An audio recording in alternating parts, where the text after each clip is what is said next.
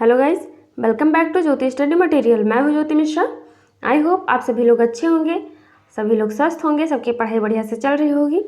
तो आज का जो हमारा टॉपिक है वो है आदर्श शिक्षक की विशेषताएं। क्वेश्चन ये कई बार पूछा गया है, कई बार क्या, जो भी सब्जेक्ट वाइज पेपर होते हैं जैसे method of teaching geography, method of teaching English, method of teaching history, जो भी सब्जेक्ट वाले पेपर होते हैं उन सब में पूछा ही जाता है, ये कन्फर्म रहता है।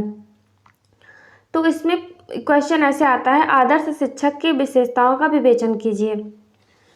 तो इस क्वेश्चन को हम लोग इसमें सॉल्व करेंगे, जानेंगे कि क्या क्या विशेषताएं होती हैं। तो उसमें से 4 गुण हैं: नैतिक गुण, मानसिक गुण, वैयक्तिक गुण, शारीरिक गुण। 4 गुण कौन कौन से हैं? नैतिक गुण, मानसिक गुण, वैयक्तिक गुण, शारीरिक गुण। नैतिक गुण को सबसे पहले हम पढ़ेंगे। नैतिक गुण, और नैतिक गुण में आता है न्याय और निष्पक्षता। जो टीचर होता है वो निष्पक्ष होता है और न्यायप्रिय होता है। किसी भी जाति या धर्म का भेदभाव किए बिना वो पढ़ाता है। रायबर्न का मत है, न्यायपूर्ण होने का प्रयत्न करने की आदत शिक्षक को अनुशासन और कार्य करने में मदद देती है। अच्छा, जो भी अच्छा शिक्षक है वो न्यायप्रिय होता है, निष्पक्ष होता है, ये सभी गुण उसके अंदर होते हैं। जो दूसरा इसका है वह है आत्मविश्वास व इच्छा शक्ति। अच्छे शिक्षक में आत्मविश्वास होता है, कॉन्फिडेंस होता है, वो हड़बड़ाता नहीं है। और इच्छा शक्ति के गुण का होना परम आवश्यक है। उसके डिज़ायर भी तो होने चाहिए। जब भी शिक्षक किसी वर्ग के छात्रों के सामने खड़ा होता है और उनकी आंखों को अपने ऊपर लगा हुआ देखता है, तभी वह अपने में इन गुणों की उपस्थिति की आकांक्षा करता है। इसके अभाव में वह अपना मानसिक संतुलन खो देता है। कभी कभी ऐसा होता है, टीचर की बात मैं नहीं करती हूँ, लेकिन अगर कभी आपको भेज दिया जाए, सेंटर पर आप ही रहें, स्टेज पे मतलब भेज दिया जाए और सेंटर पर आप ही रहे कि आप ही को बोलना है, सबकी नज़र सिर्फ आप पर है, तो वहाँ पे अगर कॉन्फिडेंस नहीं है तो फिर सब बेकार हो जाएगा। अच्छा स्वभाव व प्रसन्नता। अच्छे शिक्षक का स्वभाव मधुर और प्रसन्नमुख होना चाहिए। शिक्षक का मधुर व प्रसन्नमुख स्वभाव छात्रों के मस्तिष्क पर इस बात को अंकित कर देता है कि कार्य का नीरस और अरुचिकर होना जरूरी नहीं है। जो भी अच्छे स्वभाव के टीचर होते हैं वो किसी भी सब्जेक्ट को पढ़ाते हैं, वो अच्छे से पढ़ा देते हैं, लेकिन जिनके चेहरे पर ही वो गुस्से वाला एक्सप्रेशन होता है उनसे बच्चे भी दूर भागते हैं। गार्लिक ने लिखा है, शिक्षक की अपेक्षा किसी को इतनी उद्विग्नता से नहीं निहारा जाता है, अतः उसे अपने स्वभाव के बारे में सावधान रहना चाहिए, जिससे कि वह अपनी कक्षा के सामने हमेशा प्रसन्नमुख रहे। टीचर को भाई सभी देखते हैं और टीचर को देखते ही नहीं है, जो उसकी एक्टिविटी होती है, जो उनके गुण होते हैं, गुण अवगुण उसमें सब आ जाते हैं, क्योंकि वो हमें सिखाते हैं, अपने गुण अवगुण नहीं सिखाते हैं, लेकिन जैसे वो हमें अपना सब्जेक्ट पढ़ाते हैं, हम उस टाइम पे सीख रहे होते हैं तो हम उनके चलने का तरीका सीखते हैं, बोलने का तरीका सीखते हैं। तो ये सब शिक्षक के प्रभाव होते हैं जो कि बच्चों पर पड़ते हैं। चौथा है दया व सहानुभूति। जो टीचर है उसके अंदर दया होनी चाहिए। अच्छा शिक्षक अपने छात्रों के प्रति दया और सहानुभूति का व्यवहार करता है। इस संदर्भ में पेंटल ने लिखा है, इसका अर्थ कोमलता नहीं है, वरन छात्रों के दृष्टिकोण और उसकी भावनाओं को समझने की योग्यता है, कि बालक के अंदर क्या भावना है तो उसे समझना चाहिए। शिक्षक में यह योग्यता जितनी ही ज़्यादा होगी उसका शिक्षण उतना ही ज़्यादा सफल होगा। दया और सहानुभूति के गुणों के अभाव में छात्रों को सीखने हेतु मात्र बाध्य किया जा सकता है, ज़बरदस्ती सिखाया जा सकता है, लेकिन जो एक बालक खुशी खुशी सीखता है वो नहीं आता है उसके अंदर। अगर दया होगी आपके अंदर तो उसको प्यार से समझाएंगे, मारे वारेंगे नहीं, शारीरिक दंड बिल्कुल भी नहीं देते हैं। 5वां है धैर्य व लगन। अच्छा शिक्षक अपने धैर्य व लगन से सभी कठिनाइयों पर विजय प्राप्त कर लेता है। कक्षा में सभी छात्र बुद्धिमान और आज्ञाकारी नहीं होते हैं, मंदबुद्धि बालक और शरारती भी होते हैं। ऐसे छात्रों को शिक्षक मात्र धैर्य और निरंतर चेष्टा से ही ज्ञान व सद्व्यवहार के क्षेत्र में प्रविष्ट कर सकता है। अगर टीचर के अंदर धैर्य नहीं होगा तो बच्चों को नहीं संभाल सकता है, क्योंकि बच्चे जो है वो छोटे होते हैं, चंचल प्रवृत्ति के होते हैं। तो अगर गुस्से में उनको हमने मार दिया या कुछ भी हो गया तो गलत इम्पैक्ट पड़ेगा। तो ऐसा नहीं होना चाहिए, धैर्य के साथ काम लेना चाहिए, समझा करके। मानसिक गुण की बात आती है अब, ये दूसरा गुण है। इसका है सबसे पहले विषय का ज्ञान। जिस भी विषय को पढ़ा रहे हैं शिक्षक, उसे पूर्ण ज्ञान होना चाहिए। अच्छे शिक्षक को अपने विषय का पूर्ण ज्ञान होना चाहिए, तभी वह कुशलता से बच्चों को पढ़ा सकता है। ज्ञान विहीन शिक्षक ना तो छात्रों का सम्मान प्राप्त करता है और ना उनके मस्तिष्क का ही विकास कर पाता है। के.जी. शयदेन ने लिखा है, यदि शिक्षक का ज्ञान की दृष्टि से हीन और खोखला है, यदि शिक्षक ज्ञान की दृष्टि से हीन और खोखला है तो वह अपने बालकों के मस्तिष्क को प्रखर नहीं बना सकता। भाई, जो टीचर खुद नहीं जानता है वो बच्चों को क्या सिखाएगा। शिक्षक सिद्धांतों और विधियों का ज्ञान।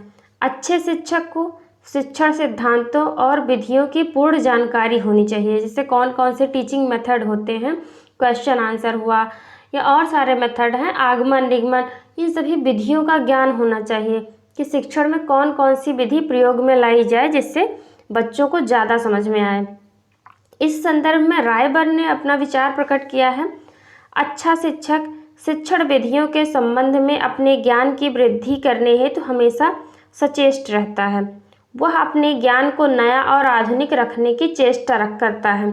जो टीचर होता है उसको अपनी पढ़ाई रोकनी नहीं चाहिए, हमेशा पढ़ना चाहिए। हाँ, तभी वो कुछ नया दे सकता है बच्चों को। मनोविज्ञान का ज्ञान होना चाहिए, ये बहुत ही ज़्यादा ज़रूरी है टीचर के लिए, क्योंकि अगर उसे साइकोलॉजी का ज्ञान नहीं है तो अपने बच्चों के माइंड को बिल्कुल भी नहीं समझ सकता है। अच्छे शिक्षक को मनोविज्ञान की सब शाखाओं का तो नहीं, पर उन शाखाओं का ज्ञान निश्चित रूप से होना चाहिए जिनका शिक्षण से घनिष्ठ संबंध है, जैसे शिक्षा मनोविज्ञान, बाल मनोविज्ञान, व्यवहारिक मनोविज्ञान, प्रयोगात्मक मनोविज्ञान। तो इतने मनोविज्ञान को जानना ही चाहिए एक टीचर को। बाल प्रकृति का ज्ञान।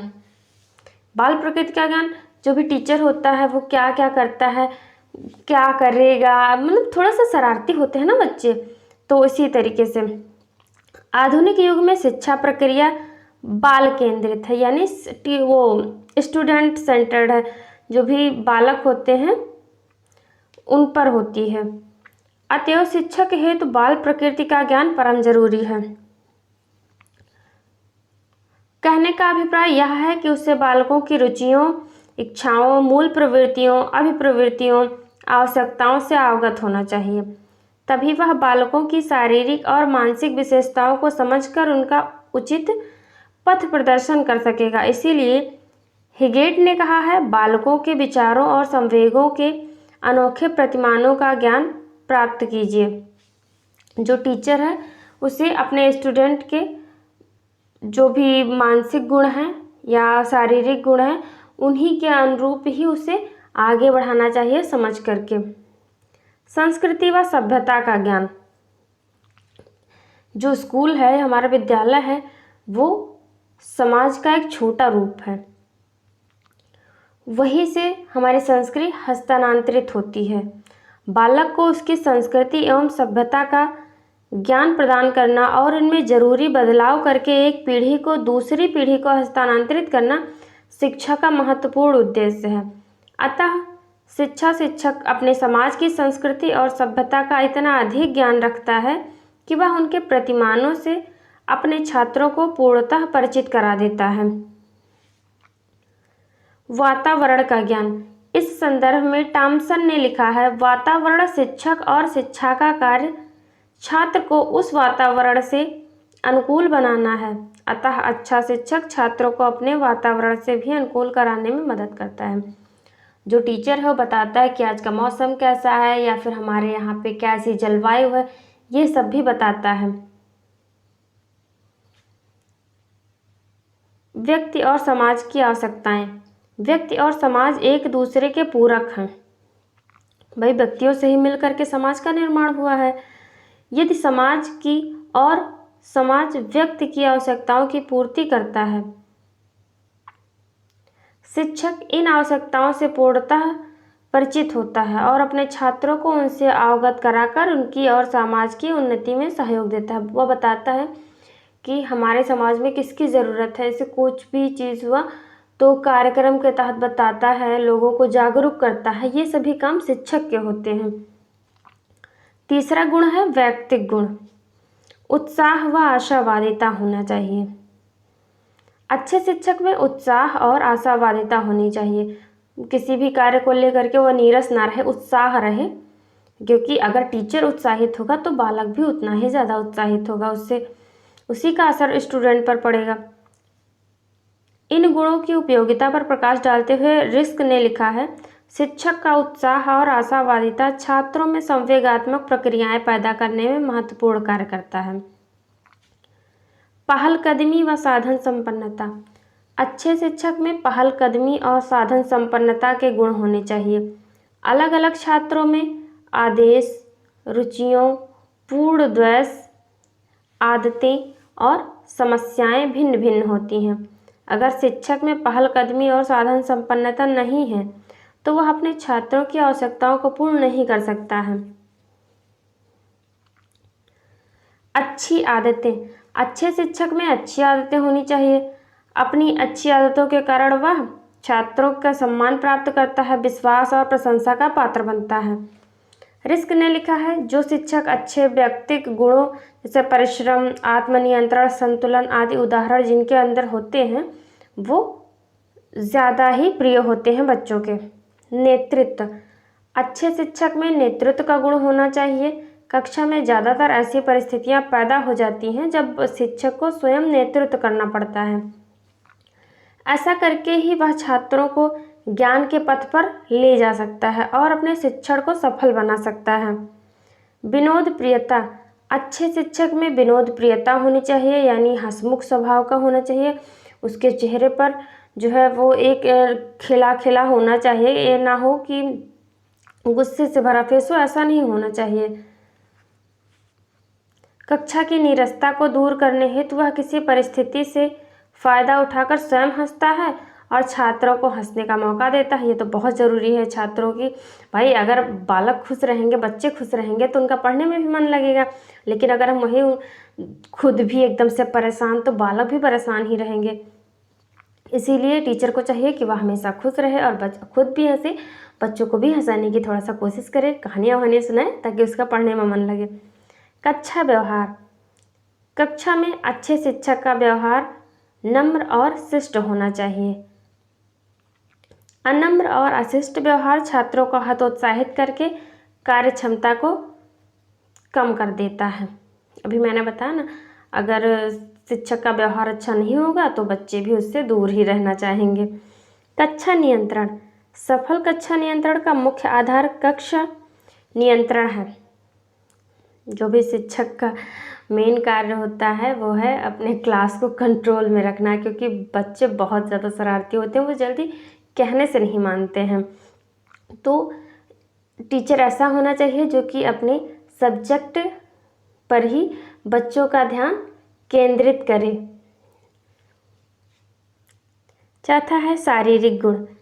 प्रायः सभी विद्वान इस बात पर एक मत हैं कि अच्छे शिक्षक में निम्नलिखित शारीरिक गुण होने चाहिए, जैसे अच्छा स्वभाव।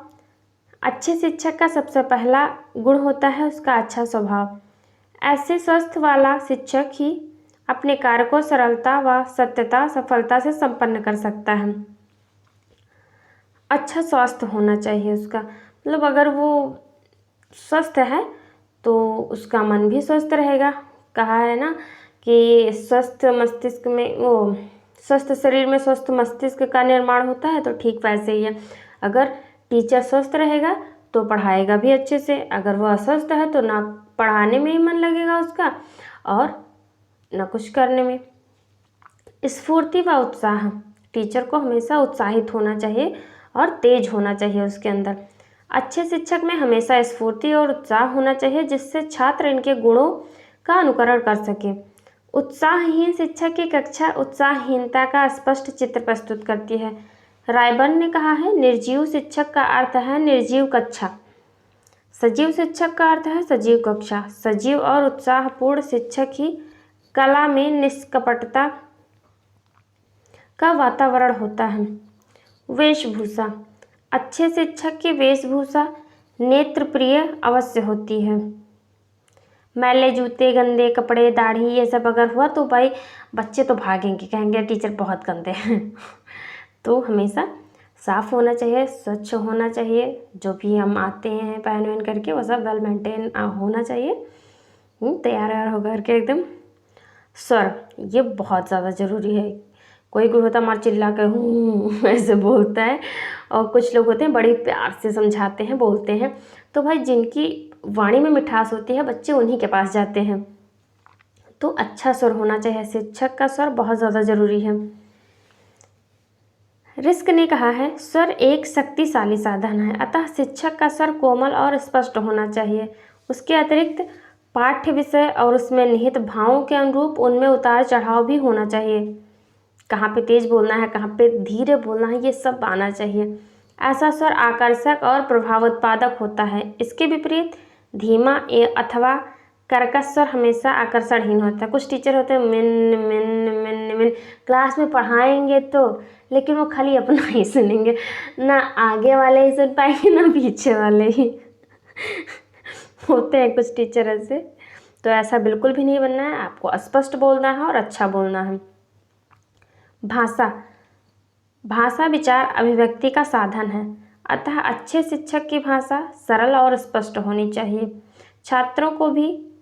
छात्रों को ऐसी भाषा से पाठ के प्रति रुचि पैदा करना चाहिए। जैसे जो किताबी लैंग्वेज होती है वो थोड़ी सी डिफ़िकल्ट होती है, तो जो टीचर होता है उसको इजी करके पढ़ाता है ताकि बच्चों को जल्दी समझ में आए। व्यक्तित्व, अच्छे शिक्षक के व्यक्तित्व के संदर्भ में पेंटन ने अपने विचार लिखा है, व्यक्ति का संबंध उन प्रभावों से है जो शिक्षक दूसरे व्यक्तियों पर पैदा करता है। अतः शिक्षक का व्यक्तित्व प्रभावोत्पादक होना चाहिए। प्रभावोत्पादक का मतलब प्रभावशाली होना चाहिए, बच्चों पर उसका असर पड़े। अच्छे व्यक्तित्व वाला शिक्षक स्वस्थ, निरोग, चरित्रवान, विद्वान और कुशल कार्य करता है। अच्छी आदतें होती हैं उसमें, व्यवहार उसका अच्छा होता है, हर एक काम को करने के प्रति जिज्ञासा होती है। तो ये सभी जो क्वालिटीज़ हैं वो अच्छे शिक्षक या आदर्श शिक्षक के गुण हैं। तो इसको आज हमने समझा। आई होप आप सभी लोगों को पसंद भी आया होगा। अगर पसंद आया है तो चैनल को सब्सक्राइब कीजिए और वीडियो को लाइक कीजिए। Thank you.